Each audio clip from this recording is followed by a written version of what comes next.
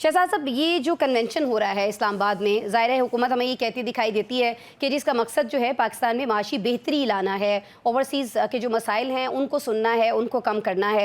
लेकिन कहीं ना कहीं ये सारी चीज़ें भी सामने आ रही हैं कि इसका मकसद ये हो सकता है कि PTI की जो बैरून मुल्क ख़ासतौर पर ओवरसीज़ के अंदर जो मकबूलियत है उसका ग्राफ किसी तौर नीचे लाया जा सके। शहजाद साहब।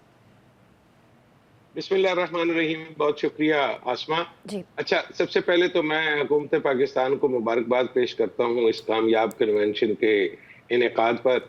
और ये 1500 लोग इसलिए हैं कि कमरे चूँकि इस्लामाबाद में और ज़्यादा नहीं थे।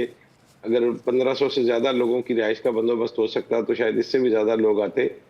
और ये वफूद जो हैं वो मैंने पहले किसी प्रोग्राम में कहा था अपने हम्म। कि जिन दिनों में अमेरिका से जो अरकान उनके सेनेट और कांग्रेस जो है वो आएंगे, तो उस प्रेशर को काउंटर करने के लिए और ये दिखाने के लिए कि चीज़ें कंट्रोल में हैं और ओवरसीज पाकिस्तानी जो हैं वो सिर्फ और सिर्फ PTI के साथ नहीं है, बल्कि वो बाकी जो सियासी जमातें हैं पाकिस्तान की उनके साथ भी हैं।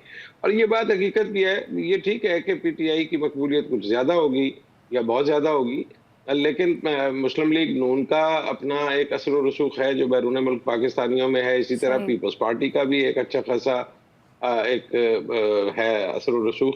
तो ये सारे लोग जो हैं वो अब आए हैं और मुझे जहाँ तक याद पड़ता है कि उन्हीं दिनों में ये मौजूद हैं जिन दिनों में अमेरिका से आया हुआ वफ्द यहाँ पे मौजूद है, जो जैक नाथन और वो टॉम स्वाजी वगैरह आए हुए हैं। हम्म।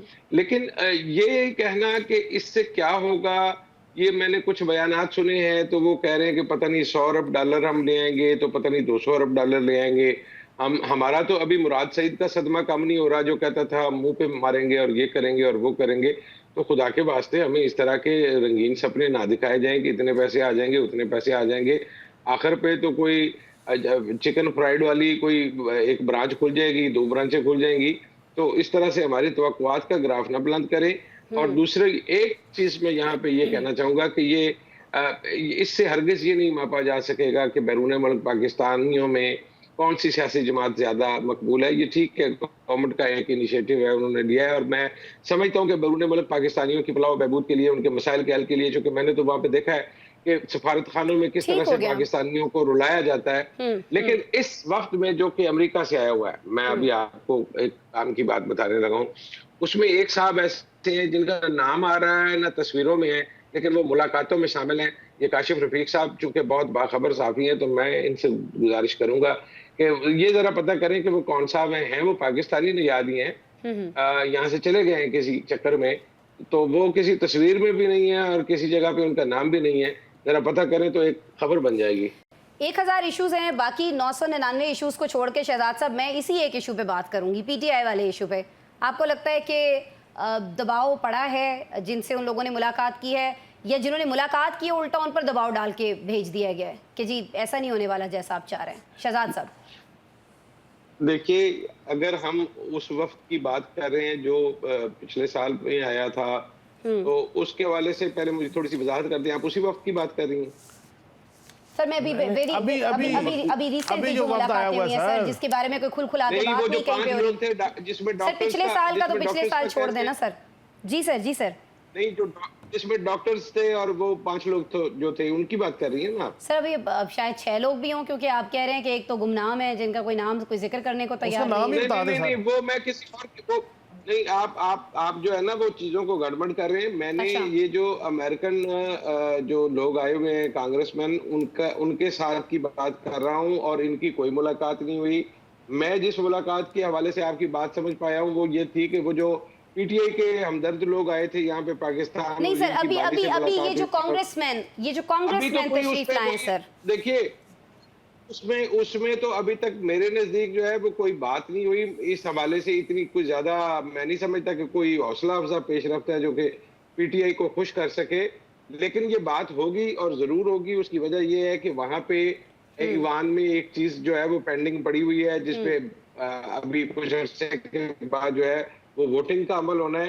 तो वो उसको काउंटर करने के लिए हुकूमत पाकिस्तान खुद भी चाहेगी कि इस पे बात हो जाए, ताकि जो प्रेशर है जो कि जाहिर है उसको थोड़ा सा कम किया जा सके।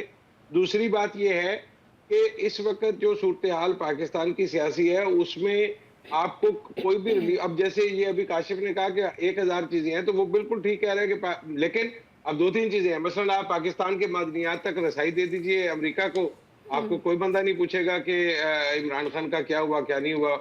मैं इस बात पे बिल्कुल कन्विंस हूँ। आपको लगता है कि ये इतना बड़ा मामला दोनों पार्टीज के दरमियान बन सकता है कि इनका आपसी जो इत्तेहाद है, आपसी जो सपोर्ट है, वो ख़त्म हो सके, या फिर आपको ये लगता है कि इससे ज़्यादा मजबूत एक जो इत्तेहाद और जो आपस में सपोर्ट है, उसका एक बेहतरीन मौका है पीटीआई के लिए कि वो क्रिएट कर सके पाकिस्तान पीपल्स पार्टी के साथ मिलकर इस नहरों वाले मामले पर फ़ायदा उठाते हुए? शहजाद साहब।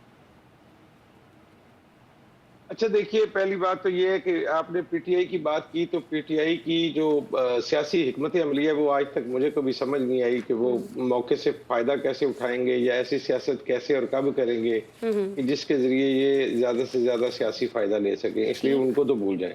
ठीक। बाकी रही बात पीपल्स पार्टी और मुस्लिम लीग नून की, तो मेरे नजदीक दोनों जमातें जो हैं वो अपने सियासी बका की जंग लड़ रही हैं, और ये जंग वो दोनों मिलकर लड़ रही हैं। ये जैसे अभी काशिफ रफीक ने कहा कि ये जो है ये वक्त का जबर है, हालात का जबर है, जिसने दोनों सियासी जमातों को इकट्ठे कर रखा है।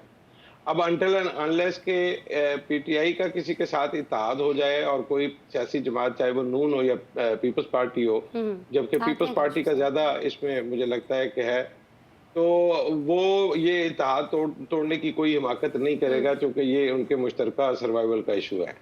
अभी काशिफ रफीक साहब क्योंकि हाथ खड़ा कर रहे हैं, तो मैं इनके हाथ के जवाब में मौका दे दे सर, बस 2 मिनट, फिर मैं आपकी तरफ आ जाती हूँ ना सर। हो सकता है वो आपकी पहली बात से कोई बात जोड़ना चाह रहे हो, अगर आप इजाजत दें। तो मैं उनकी बात से एक बात जोड़ना चाह रहा था कि ये जो अभी कह रहे थे ना कि मौकेदार थानेदार भारी होता है, तो मैंने कहा कि इनके जो ममदू थे मोहसिन नकवी साहब, जब उन्होंने कहा कि बलूचिस्तान के हालात एक थानेदार की मार है, तो उस वक्त तो ये नहीं माने।